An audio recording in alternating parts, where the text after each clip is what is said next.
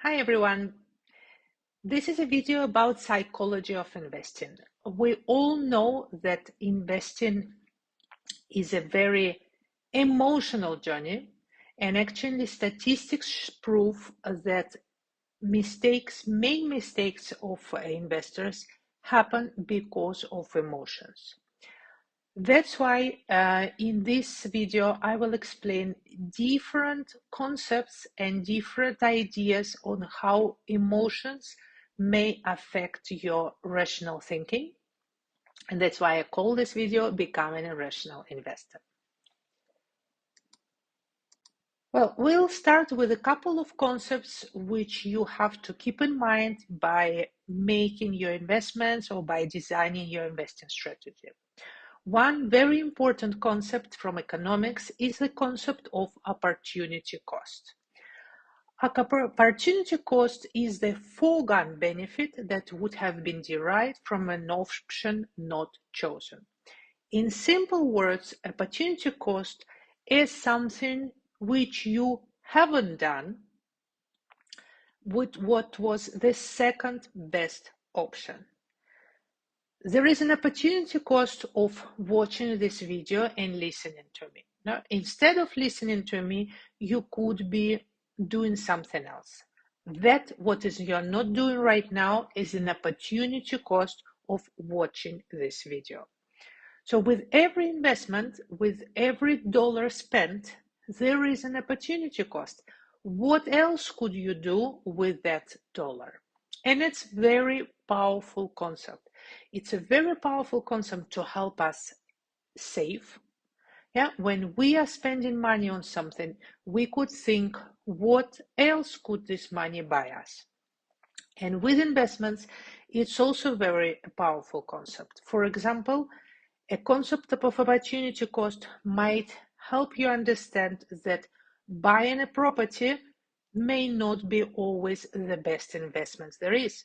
If we compare the money we put into property with a potential which the same money would bring us on the stock market, then the comparison probably wouldn't be in the favor of real estate. So this is another example of how you could apply opportunity cost to your decision making. And then there is another concept, a very interesting one. It's called sunk cost. A sunk cost is money that has already been spent and cannot be recovered. So according to the decision making science, what already happened in the past should not affect what you decide today, but it always does. Maybe not always, but we really like to drag something from the past to prevent us making good decisions today. There is something which is called the sunk cost fallacy, and it's a psychological barrier that ties people to unsuccessful endeavors simply because they cannot commit, they already committed resources. So the example is, I went to the movies. I sat to watch the movie, and in the first 10 minutes, I discovered that I really don't like this movie. But since I already spent €10 on the ticket, I will sit and watch it. So this is the sunk cost fallacy. So the €10 you spent on the ticket should not affect your decision whether you will waste an hour watching something you don't enjoy. Yeah, so if you don't like the movie, you discover it in 10 minutes, the best decision you can make is leave the place and do something more cheerful with that 1 hour of your life. So €10 you spent shouldn't be there. But that's a sunk cost which drags us to sit and watch the movie just because we already spent money on it. I'll go through more biases and fallacies just to give you an idea, and then hopefully one day it will stop you from making some mistakes. Present bias. People are more likely to forgo a greater payoff in the future in favor of receiving a smaller benefit sooner. So it is more fun for us to do small stock trading then wait for the money to compound in the future. Yeah, so that's a given. This is the famous, a bird in the hand is better than two in the bush. That's why I have here a picture of a bird. Now, so we really like having the small profit on trading stocks. We really like to see money just coming to us. It's very, very exciting and it's very pleasant, but this is a bias. No, and this is the worst enemy of the long-term investing. So the best decision we can make is put money aside and wait for it to compound over time and do nothing with it. But it's very, very tempting for us to do small trades and to have something today. Another bias, loss aversion. We may behave irrational to avoid losses. In other words, where fear is present, wisdom cannot be. So we know it, we have somehow to understand that, especially in the beginning, we are really wired to avoid losses, and we may do some irrational or stupid things to avoid losses. So, how to avoid this? Written strategy is the key. That's why it's important in advance to write down how you will behave in different situations. So when the situation happens, then when your emotions will start acting, when you see your stock going down, when you start feeling fear, what if this happened, you have something written down in advance which you can act upon. So that is very, very important. Two fallacies, the gambler's fallacy and hot hand fallacy. So if you look at them, they're actually the same but opposite. So we may believe if the stocks were going in the same direction, if the stocks were going up, we may think that, well, it's unlikely in the future they will continue going up. If they go down, we'll say, oh, it's unlikely. So we might think that what happens in the past is more unlikely to happen in the future. Or vice versa, we can think that if this happened in the past, then it's likely to happen in the future. When from statistics points of view, the facts, what happened in the past, in the future, the probabilities are actually the same. The past doesn't change the probabilities of the future. That's why whatever conclusions you make by looking at stocks will not be correct. Don't just look at stock prices and decide that now this is the moment to act. Make analysis, make a careful calculation. So you cannot just look at something and decide that this is the right moment, no? Because you're looking is biased. You are an emotional human being. You cannot just by looking at stocks decide anything. Confirmation bias. We will look for proofs for something we believe in. And well, today also social media is actually will be feeding us something we're interested to hear. And probably Google will give us also a little bit biased information. So we are more likely to find lots of proofs of something we really think is true. And it will be more difficult for us to find something which is not proving our argument. So be critical. Purposely look for information which undermines your point of view. So make your weighted decisions. Be aware of a confirmation bias. Familiarity bias. This is something which we'll probably fight against when we start talking about investments with our friends. You might be very excited now about your new knowledge, but lots of people prefer something what they are familiar with. So be aware of that. So sometimes just even don't waste time persuading people who don't want to hear you. And of course, people also want to keep things the way they are. This is the status quo bias. Well, you are not part of this bias.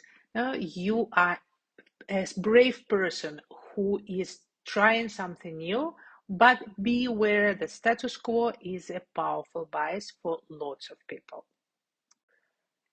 Few mistakes of the beginning investors. Most of them I experienced personally or I saw from women doing my courses. Looking for cheap stocks. Cheap, price-wise cheap. Now stocks below $5, below $20. Now we can Google it, and this is one of the beginner things. No, if I want to risk something, I better risk something small. So I will look for a cheaper stock. Well, this is, sorry to say, it has no sense. First of all, you don't practice anything buying cheap stocks. It's not that if today you practice on cheap stocks, then tomorrow you will be better in buying more valuable stocks. No, because we are talking about completely different things. So cheap stocks, lots of cheap stocks, these are smaller companies, startup companies, maybe also bad value companies. So the price of the stock doesn't reflect anything, but also good stocks are actually expensive. No, so there are very few good stocks there which are being sold at $5. And I can talk a lot about it, but I will just say this is not a good idea. Forget about it. Copying somebody's investments. Well, this is also not a good idea because you don't know that person. You don't know why they are doing it. And if they are willing to risk their money doing something, it doesn't mean that you have or want to risk your money in the same way. So don't copy anyone's investments. Looking for hot trends, stocks on Google, again, waste of time. You will see lots of advice. It has absolutely no proof. You're much better off learning something new and applying your own knowledge and your own reasoning to something. But don't waste time looking at the trends. Also, if you want to look for stock tips to something, there are subscriptions, there are services who are a little bit better quality. So anything you find really for free is really not good. If you start paying for subscriptions, if you're going to like Seeking Alpha, the I will write another ones. They give you some ideas, but again, it's somebody else's advice. It's not justified. You don't know these people. It's really not worth spending your money on. And the biggest mistakes of all is going into leveraged products to increase profits. Leveraged products, they are structured the way that you make profits faster. And I will explain how. They are structured the way that you borrow money and you invest with the borrowed money.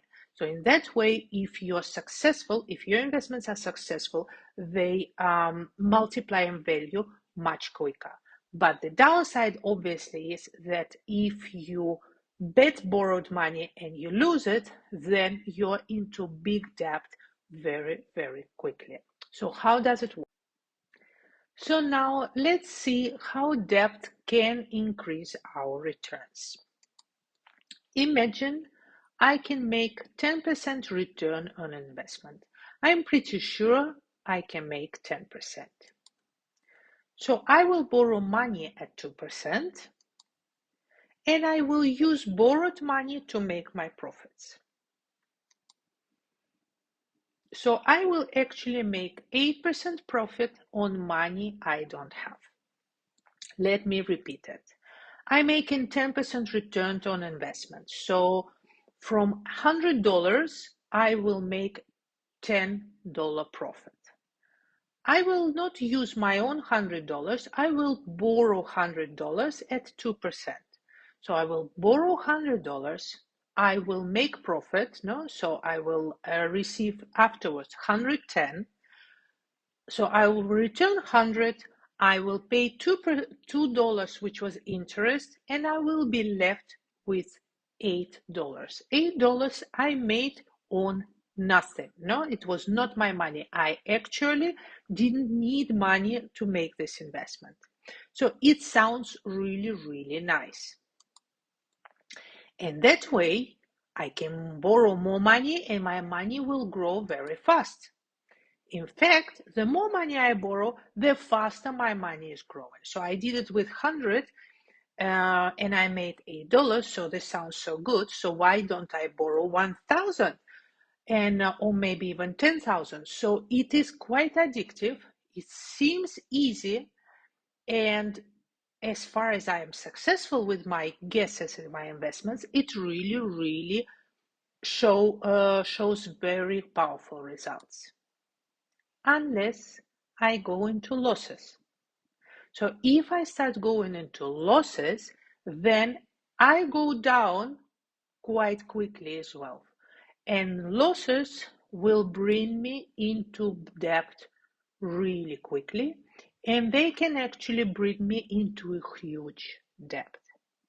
In fact, I personally met a person who, by a mistake of a trading platform where the limits were not set so correctly, he found himself in a debt of $7 million. Yes, $7 million.